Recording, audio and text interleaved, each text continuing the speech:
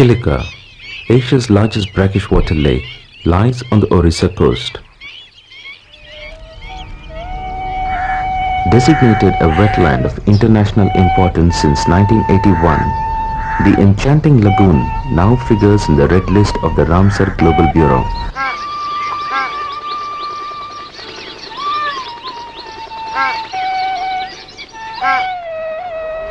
Widespread degradation has taken a heavy toll on Chilika. The lagoon is shrinking rapidly due to siltation, and the consequent loss of depth has restricted the endangered Irrawaddy dolphins to just a few pockets. Tidal mouth is choked, and the loss of salinity has resulted in prolific growth of weeds. The favorite haunt of nearly a million migratory birds is facing a major threat, and the fish catch is dropping alarmingly. That is bad news for the fishing community living in 132 villages on Chilika's periphery. For more than 1 lakh people living in these villages depend solely on the fish resources of the lagoon for their livelihood. The traditional fishermen are Harijans, the untouchables, lying at the lowest end of the social ladder.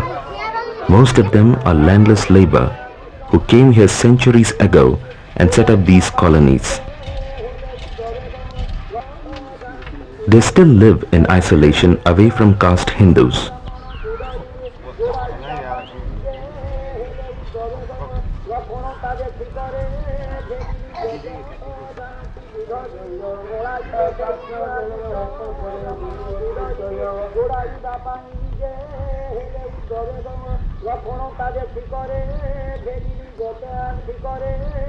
While those belonging to the upper caste depend on the land, the tribals living in the lagoon's fringe depend on the forest resources around Chilika.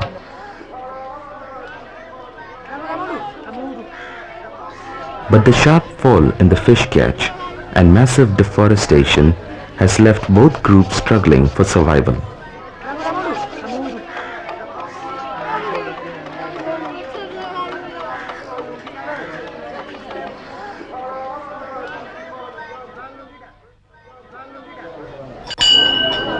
They come here to pray to goddess Kalijay, the presiding deity of the lagoon, for their good fortune.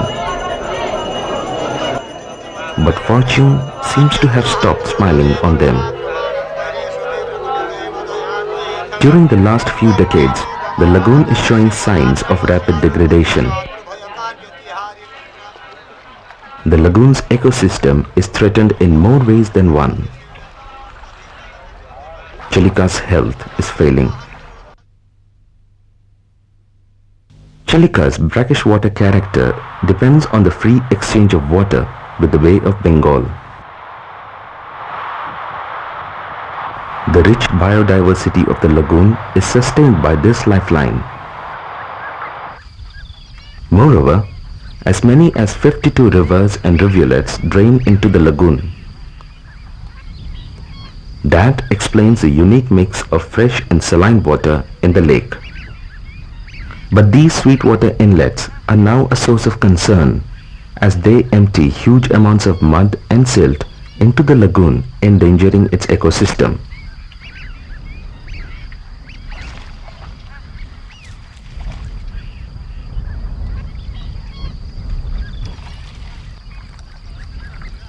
An estimated 3.65 lakh tons of sediments are pumped into Chilika by these inlets. Soil erosion, triggered by the massive denudation in the catchment areas, has caused the heavy influx of silt.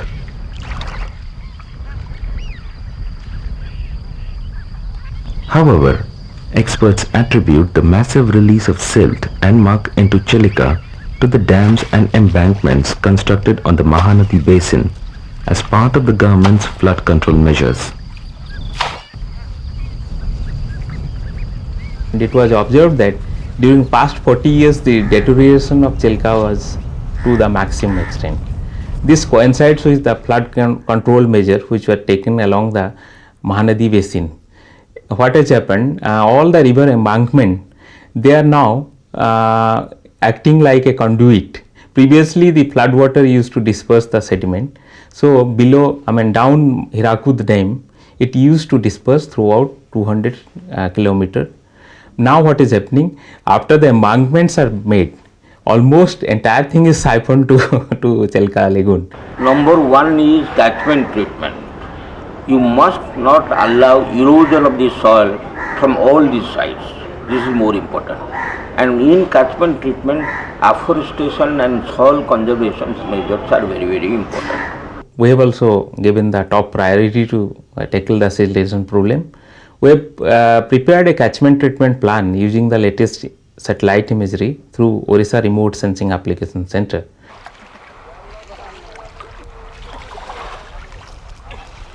Even more worrying is a choking of the natural mouth and outer channel, which facilitates exchange of water between Chilika and the sea.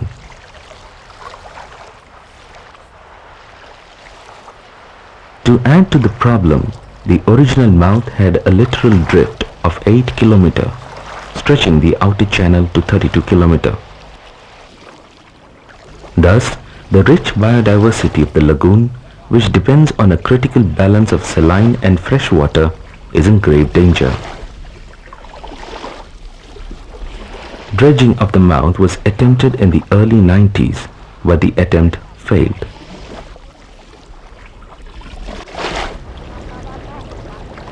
The ecological factor, I think if we analyze, we find that the hydrological problem was due to the choking of the mouth and the choking of the outer channel, which was leading to mainly loss in salinity gradient and poor exchange of water between sea and the lake proper. There has to be flushing out. You cannot choke a system and go on pumping sediment, go on pumping nutrients and all that, and it gets finished over a period of time. That's the crux of the whole situation. But much more important is how to keep the quality of the water of Chilka brackish to the definite standard that is required, and secondly stop the siltation. Some parts of the lake have lost the saline character, helping the proliferation of freshwater weeds. These in turn have contributed greatly to the shrinkage. Chilika's water spread has shrunk rapidly, from 1,100 square kilometer a century ago to barely 790 square kilometer in 1986.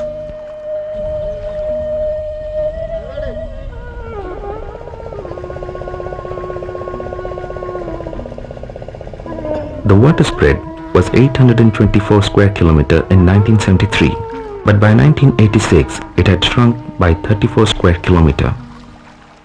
Satellite data reveals that the weed cover in the lagoon has gone up from 20 square kilometer in 1973 to 398 square kilometer in 1993.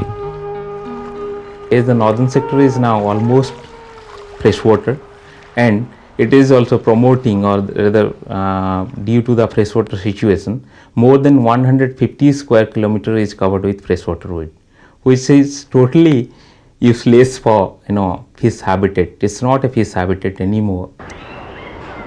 Chilka was famous not only for its tiger prawns, for its crab, but now virtually within these 10 years you don't find crab. Fishery resources have gone down to less than 25% within 10 years. The prawn production as well as mullets production has gone down by 40%. At the same time, the crab production has gone down by 90% because of the loss of salinity only.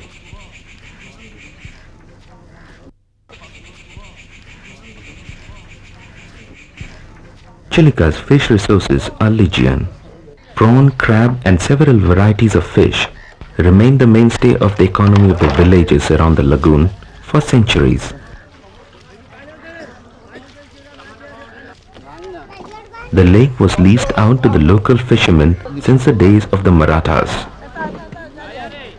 and the practice continued till the early 80s. However, the mid-80s witnessed a radical transformation in the caste-linked occupation.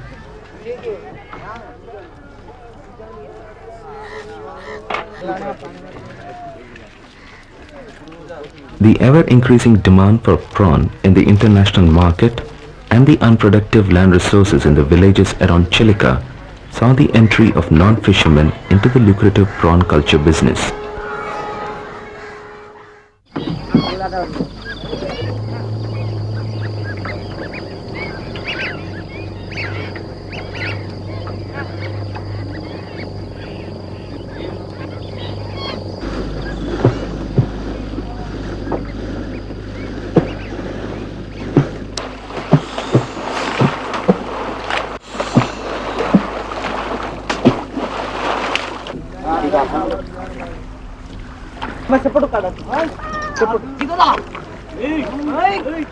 Nearly 60 to 75% of the fish population is migratory in nature, in the sense that they come into the lake from the sea.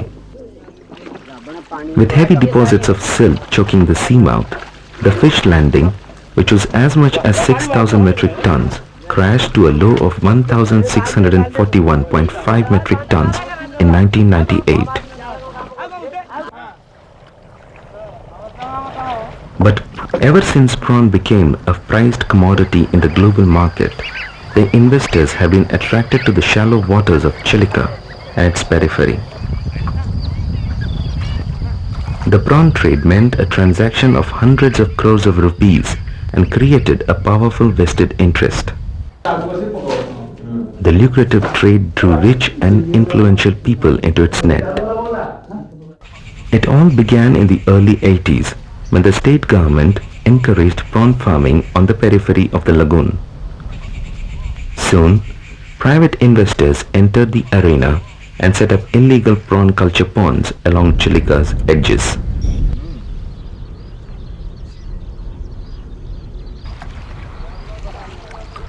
In 1994, the government policy, backed by a High Court judgment, recognized the rights of non-fishermen and gave them a lion's share in culture fishery. 2 years later, the Supreme Court banned all prawn culture ponds on the coastal regulatory zone of 1 kilometer from the Chilika waters. But the practice continues to thrive.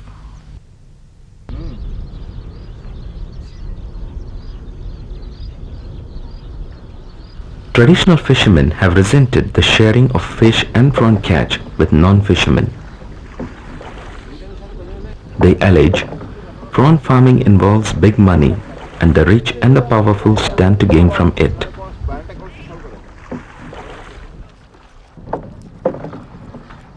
Besides, the prawn gharries have fettered the lagoon and impeded free movement of fishing boats. The farms are also major polluting agents. But the prawn farmers were not willing to give up, and that meant trouble. In Sorono, police opened fire on a group of anti-prawn agitators. While 3 died on the spot, 2 others succumbed to their injuries later. Chilika's already murky waters were now splattered with blood. An embarrassed government sought to pacify the angry fishermen by ordering demolition of all gharries and the lagoon. It also decided not to issue any fresh lease for prawn culture.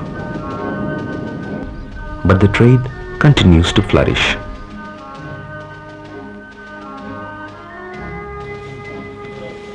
It is a global market which now determines Chilika's economy. Actually, some of the human activities are quite detrimental to the ecosystem, and first is this encroachment for shrimp culture. Then it has got some linkages like poaching of juvenile. People normally they catch the juvenile of shrimp and they throw away about 32 species are affected by that. Before 1990, there was no prawn culture in Chilka Lake. It was only captive fishing. Everybody was capturing fish by net. But since 91, because of the change of the policy, the prawn culture has come on this fringe of the Chilka Lake, there are prawn culture ponds. The velocity of the water slows down. As a result, the silt deposit is very high. କୁସୁମସାଦ ଗୋଟି block Chilika ମଝିରେ ଅବସ୍ଥିତ। People living in Krishna Prasad block of Chilika cannot depend on the land resources. ମାଛ ଧରିବେ There is no rain, no irrigation facility, no water. ଯେଉଁମାନେ Chilika Prawn culture remains the only source of livelihood for the 2 to 2.5 lakh people settled there. ସବୁତକି Chilika ପ୍ରାୟ 500 ବର୍ଗ kilometre area ଚିଙ୍ଗୁଡ଼ି ଚାଷୀଙ୍କ ବା ଚିଙ୍ଗୁଡ଼ି ମାଫିଆମାନଙ୍କ କବଳରେ ରହିଲା। ଆମ ପାଖରେ କୌଣସି Nearly 500 square kilometer of Chilika was controlled by the prawn mafia, and we were left with no other choice. ଭାବରେ ଭାଙ୍ଗିଲୁ ସରକାର mafia But giving a 15-day notice to the government, we began demolishing the prawn farms. 29 ତାରିଖ ଶନିବାର ରାତି 12:40 ରେ The government supported the mafia, and on May 29th, in a midnight operation, the administration along with the mafia killed our people. କଲେ ଯାହାକି ସେମାନେ They fired some 300 rounds on us. କରିଛନ୍ତି। I think basically what has gone wrong is that the local communities have not been consulted. They have been the people who have been living over in these areas, and over a period of time they have been marginalized. So the conflict starts over there. Government after that Sorona firing incident, in the same policy one part was stopped. The culture fishery was banned by the government. There is an order of the revenue department directing all the 3 district collectors that no further agreement should be executed with the fishermen societies or non-fishermen societies for culture fishery. As things stands today, culture fishery is banned. ସରକାର ଯଦିଓ କହୁଛନ୍ତି କାଗଜପତ୍ର ଆକାରରେ ସେ ଆଇନ ଚୁଙ୍ଗୁଡ଼ି ଚାଷ ବେଆଇନ କରିଛନ୍ତି ବୋଲି, କିନ୍ତୁ ପ୍ରତ୍ୟକ୍ଷ Though the ଭାବରେ government claims it has banned prawn farming, the order is yet to be implemented, କୌଣସି କାର୍ଯ୍ୟାନୁଷ୍ଠାନ nor has it taken any action against the prawn farmers. 35,000 This is proved as 35,000 acres still remain under their control. କବଳରେ ରହିଅଛି। We have been suggesting that our district police is not able to, they don't have expertise to cover such a large area to monitor the construction, whether new gheris are coming up and all.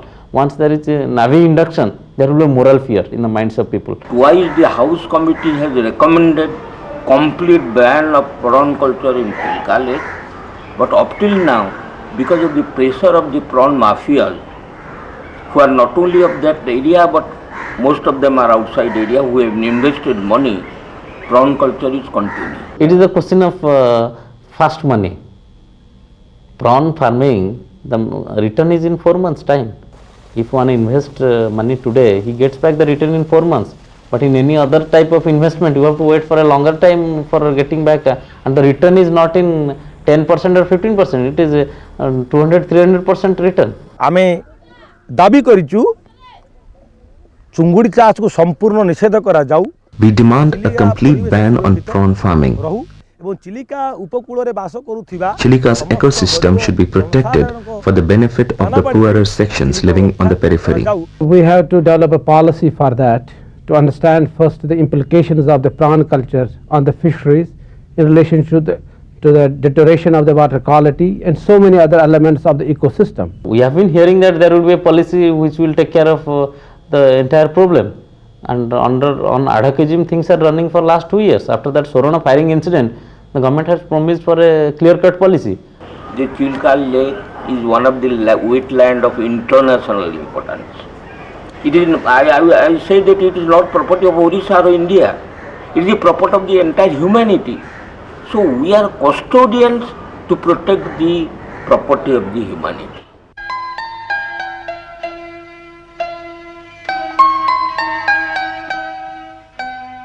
Chilika's attraction as a major tourist destination has helped supplement the meager resources of the local community.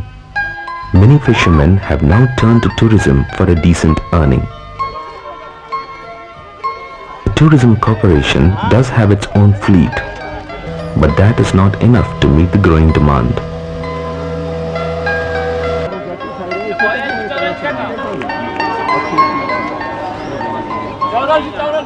But not all is well on the tourism front either.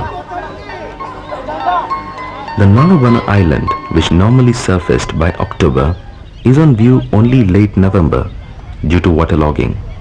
Chilika's winged visitors now prefer the periphery of the lake and fall prey to poaching, which takes a heavy toll on the birds, killing 15 to 20,000 of them each year. Nalabana Bird Sanctuary receives more than 1 million birds belonging to 26 families. The most prominent among them are the huge white birds, the flamingos.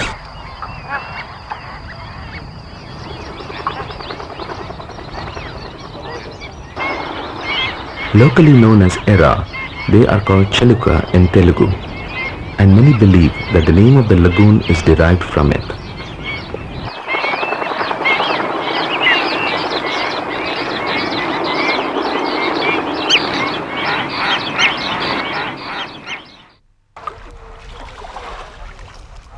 Wetlands are ephemeral and die a natural death.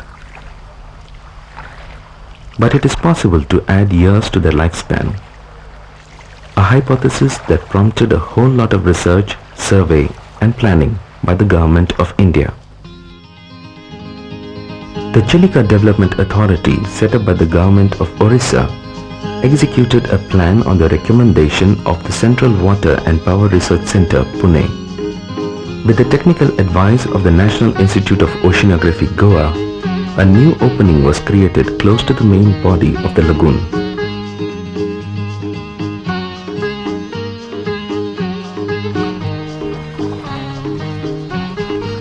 The new mouth, which became operative in September 2000, is expected to add years to Chilika's life.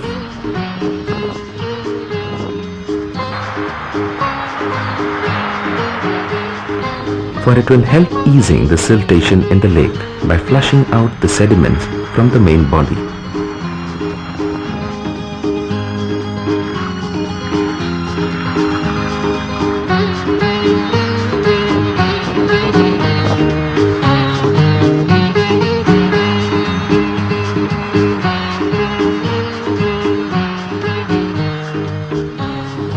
The shallow Magarmukh area, the point where the outer channel meets the main water body, was also dredged earlier to help the tidal flow into the lagoon.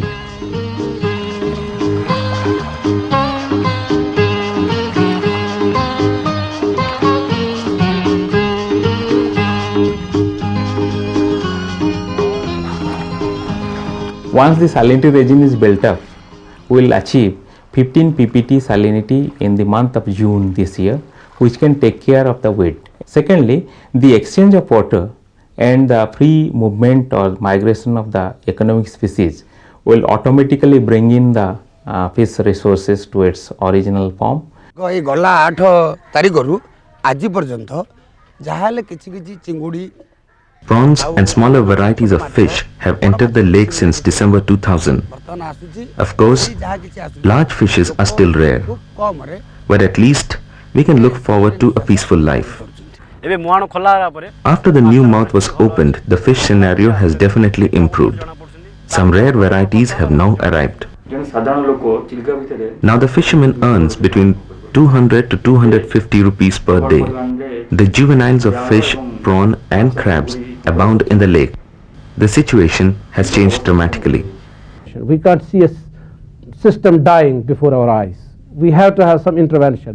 So some intervention was done over there and it is going to give some effect. But it's not all. This is not going to be it's again going to be the same situation. But unless we have to address the basic root cause problems. Chilika could be on its way to recovery, but the ever-growing population pressure and the absence of conservation measures may push it back again. Forests around the lagoon are getting denuded fast, adding to the silt load on the lagoon. Pollution levels have gone up with the increased use of chemical fertilizers and pesticides in the land on the periphery. While there were 9,000 active fishermen depending on the lake in 1970, today their number has gone up to 30,000.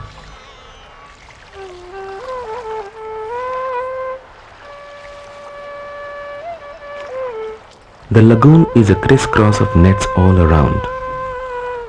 Indiscriminate use of zero nets, which have a very fine mesh, is impeding the flow of water and has worsened the siltation problem.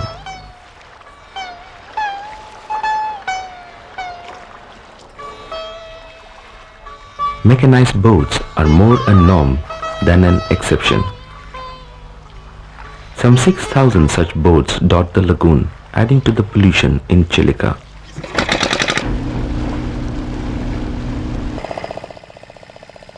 These and many other problems haunt this once beautiful lagoon. Even during Maratha period in Odisha, zero net was not being used because it was particularly mentioned in the lease deed, whether of the Marathas or the Britishers or the Jamidars, a definite size of the hole was prescribed. They were supposed to use certain type of nets and everything. Almost all of them violated that. They used to use zero mesh where nothing can pass, which is highly against the ecosystem of Chilka. Actually, it is not permitted under OMFRA Act. There is already a legislation, but I would say that it is not enforced properly. Two devastating causes of Chilka is Fishery Department itself. They don't know the environment of lake. Number one, zero net, and secondly, financing for this mechanized boats. The development of a sector may be quite harmful to other sector. So in that way, we can't handle a sensitive ecosystem. So perhaps government is now wise and they are thinking of a holistic management. Ecology, economics has to be blended together to formulate the proper strategies which go to all people in terms of to the broader community rather than to the few people who get the benefits out of that.